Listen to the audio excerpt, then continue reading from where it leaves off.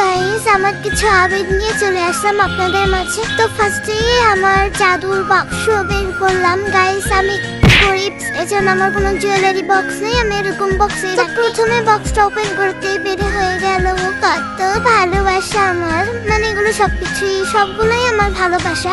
আমার বিয়ের প্রথম 1 বছর আমার স্বপ্নের মতো কেটেছে, এখনো আলহামদুলিল্লাহ আমরা অনেক ভালোই আছি। তো এই কানের দুলগুলো হঠাৎ করে বের করলাম, কারণ হচ্ছে এগুলো আমার বিয়ের প্রথম বছরের প্রতিটা মাসের আমাদের বিবাহ বার্ষিকীর যে তারিখ ছিল, ওই তারিখগুলোতে আমার হাজবেন্ড আমাকে এগুলো গিফট করেছে। এগুলো আসলে আমার এগুলো খুব স্পেশাল আমার লাইফের জন্য। প্রত্যেকটা কানের দুল, প্রত্যেকটা জিনিস সে আমাকে খুব যত্ন করে এনে দিয়েছিল। আমি খুব ঝুমকা পছন্দ করতাম, শুধু তাকে একবার বলেছিলাম, সো সে আমাকে অনেক ঝুমকা দিচ্ছে। আমার 1 বছরে প্রতি মাসেই নতুন নতুন করে একটা ঝুমকা নিয়ে আসতো, তার পছন্দ মতোই নিয়ে আসতো।